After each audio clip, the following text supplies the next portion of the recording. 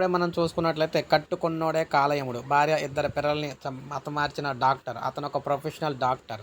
ఖమ్మం జిల్లా రఘునాథపాలెం మండలంలో తల్లి ఇద్దరు కుమార్తెలపై మృతికి మిస్టర్ అయితే వీడిందనమాట. భర్త బోడ ప్రవీణ్ కుమార్, భార్య ఇద్దరు పిల్లల్ని కూడా ఈ విధంగా ఈయనైతే రోడ్డు ప్రమాదంలో చనిపోయినట్టు చిత్రించడం అయితే జరిగింది. 45 రోజుల తర్వాత నివేదికలు అయితే ఇక్కడ బయటకు వచ్చినాయి అనమాట. విషయం తెలిసిన కలిపిన ఇంజెక్షన్ ఇచ్చి భార్యను అయితే చంపినట్లుగా తెలుస్తుంది. ముఖ్యంగా మే 28న అయితే ఇదైతే జరిగిందనమాట. ప్రవీణ్ తన భార్యకు అదేవిధంగా కూతురు కుమార్తెలను అయితే భార్య కుమారి అదేవిధంగా కుమార్తెలను ఈ విధంగా తనిష్క్ కొడుకు వీరందరినీ కూడా ఇక్కడ హతమార్చినట్లయితే తెలుస్తుంది. ముఖ్యంగా చూసుకుంటే అపస్మారక స్థితిలో ఉన్న కుమారిని 108 అంబులెన్స్ సిబ్బంది అయితే ఖమ్మం అక్కడ మనకి ప్రభుత్వ ఆసుపత్రికి తరలించడం అయితే జరిగింది.